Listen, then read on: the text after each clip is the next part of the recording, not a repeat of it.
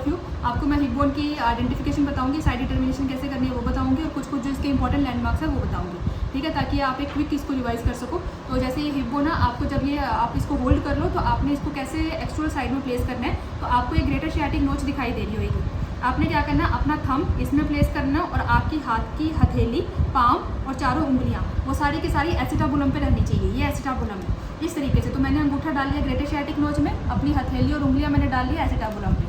तो जिस हाथ में ये आपकी फिट आएगी उसी हाथ की और उसी साइड की ये बोन आएगी। तो मेरे लेफ्ट साइड में फिट आ रही है, इसका मतलब ये लेफ्ट साइड की बोन है। तो अभी मैं राइट साइड से इसको ट्राई करूँगी।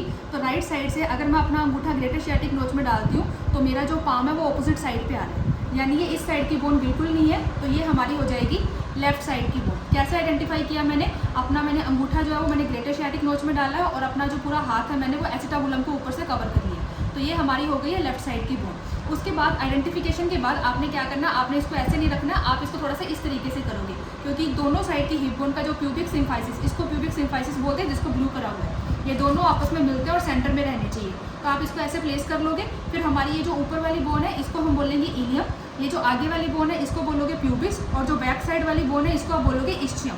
पहले तो मैं आपको इलियम के इंपॉर्टेंट पार्ट बता रही हूँ। जो ऊपर वाला इलियम का पार्ट है ये वाला, इसको इलाइक क्रेस्ट बोलते हैं, इलाइक क्रेस्ट बोलोगे इसको। ये सारा एंटीरियर पोर्शन है, ये सारा बैक वाला पोर्शन है यानी पोस्टीरियर पोर्शन है। फिर भी भूल जाओ तो ध्यान रखना, जो ग्रेटर शियाटिक नोच होती है वो हमेशा पीछे होती है और उसके वाला पोर्शन जो है वो पोस्टीरियर साइड रहेगा।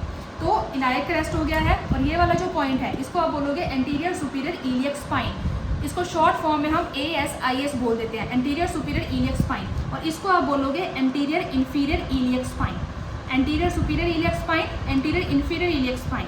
ये था इलाइक क्रेस्ट। इसको हम बोलते हैं इलाइक फोसा या फिर इलाइक सरफेस, इसको हम बोलते हैं सैक्रोपेल्विक सरफेस, सैक्रोपेल्विक सरफेस। और इस सरफेस को आपने 3 पार्ट्स में डिवाइड करना है।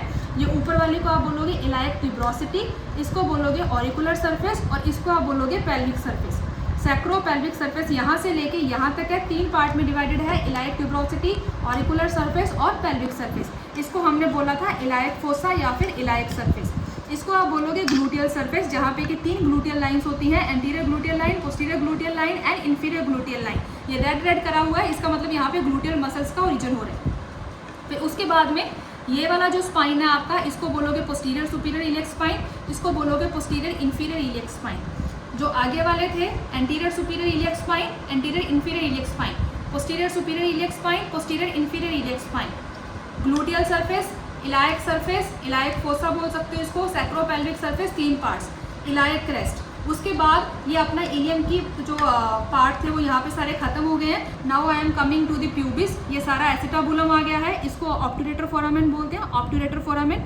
और ये सारा पार्ट है प्यूबिस का, यहाँ से लेके, ये मैंने पेंसिल से मार्क करने की कोशिश की है इसको, ये पूरा प्यूबिस है, ये प्यूबिस है, ये प्यूबिस है। इसको हम बोलते हैं बॉडी ऑफ द प्यूबिस, इसको बोलते हैं inferior ramus of the pubis, इसको बोलते हैं superior ramus of the pubis. Important landmark देख लीजिए आप प्यूबिस का, ये वाला, ये जो उठा हुआ पार्ट है इसको हम बोलते हैं pubic tubercle, pubic tubercle, inferior ramus, superior ramus. और ये जो लाइन आपको जा रही है क्रेस्ट लाइन, इसको बोलते हैं पेक्टीनियल लाइन, पेक्टीनियल लाइन।